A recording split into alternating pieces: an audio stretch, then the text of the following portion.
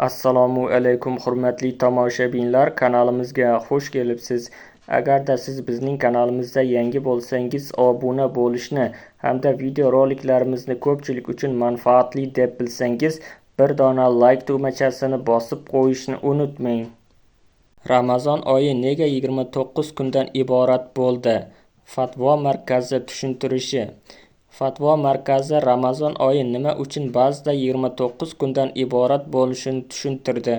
Ramazon oyi davomiyligi falakiy hodisalarga bog'liq bo'lib, uning 29 yoki 30 kun bo'lishi tabiiy holat. Oyning 29 kun bo'lishi banda oladigan savobga ta'sir qilmaydi, deyiladi xabarda. O'zbekiston musulmonlari idorasi Fatvo markazi nima uchun ba'zida Ramazon oyi 29 kundan iborat bo'lishini tushuntirdi. Markaz hijriy qamariy taqvim oyning falakdagi harakatiga asoslanishini eslatdi. Unga ko'ra, yangi hilol ko'ringan kunning ertasi yangi oyning birinchi kuni hisoblanadi. Qamariy oylar 29 yoki 30 kun davom etgani sababli bir yil 354 yoki 355 kundan iborat bo'ladi. Bu esa milodiy yildan 10-11 kun kam degani. Milodiy oylarning kunlari fevraldan tashqari o'zgarmas bo'lsa, masalan, mart doim 31 kun, hijriy oylarning davomiyligi bevosita tabiiy hodisa, yangi oyning ko'rinishiga bog'liq. Shu bois muborak Ramazon oyi ham gohida 29, gohida 30 kun bo'lishi tabiiy holdir, deyiladi markaz tushuntirishida.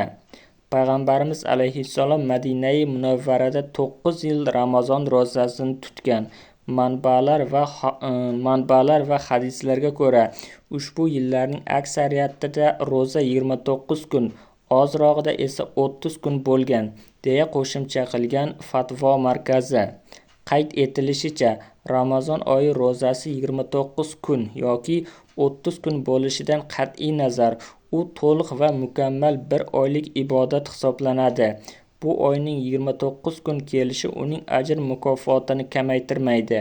Shunday ekan, mo'min musulmonlar Ramazon oyi 29 kun bo'lganida ham go'yo 30 kun ro'za tutgandek mukammal ajrga erishadi. Eng muhimi, ibodatni ixlos bilan, shariat talablariga muvofiq ado etishdir, deya xulosa qilgan Musulmonlar idorasi markazi.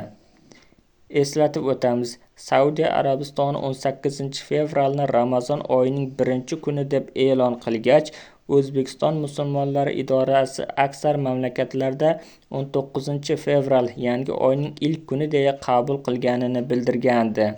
O'shanda Fatvo markazi ulamolari Ramazon oyi hiloli hali ko'rinmaganini qayd etgan. Videomiz yoqqan bo'lsa, like bosing, kanalimizga obuna bo'ling.